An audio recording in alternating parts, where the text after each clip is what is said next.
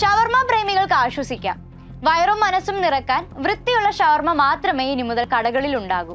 Licence ഇല്ലാതെ ഷവർമ വിറ്റാൽ 5 ലക്ഷം രൂപ വരെ പിഴയും 6 മാസം വരെ ജയിലും ലഭിക്കും. ഷവർമയിലൂടെ ഭക്ഷ്യവിഷബാധ വ്യാപകമാകുന്ന സാഹചര്യത്തിലാണ് സർക്കാർ ഈ മാർഗനിർദ്ദേശം പുറത്തിറക്കിയത്.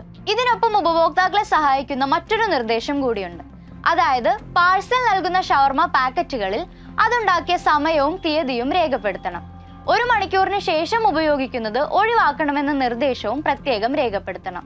Food safety and standards authority of ഇന്ത്യയുടെ അംഗീകാരമുള്ള വ്യാപാരികളിൽ നിന്നും മാത്രമേ ഷവർമ തയ്യാറാക്കാനുള്ള ഉൽപ്പന്നങ്ങൾ കടയുടമകൾ വാങ്ങാവൂ എന്നൊരു നിർദ്ദേശവും ഉൾപ്പെടുത്തിയിട്ടുണ്ട്.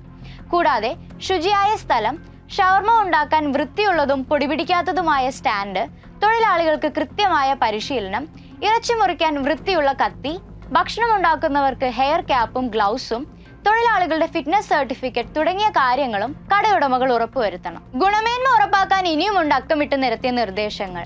ബ്രെഡിലും കുബൂസിലും ഉപയോഗ കാലാവധി രേഖപ്പെടുത്തുന്ന സ്റ്റിക്കറുകൾ ഉണ്ടാകണം. ചിക്കൻ 15 മിനിറ്റും ബീഫ് 30 മിനിറ്റും തുടർച്ചയായി വേവിക്കണം. അരിയുന്ന ഇറച്ചി വീണ്ടും വേവിച്ചെന്ന് ഉറപ്പുവരുത്തണം. ഇത്തരം നിർദ്ദേശങ്ങൾ നടപ്പിലാവുകയാണെങ്കിൽ വൃത്തിഹീനമായ സാഹചര്യങ്ങളിൽ ഷവർമ വിൽപ്പന നടത്തുന്നത് നിയന്ത്രിക്കാൻ കഴിയുമെന്നാണ് പ്രതീക്ഷ.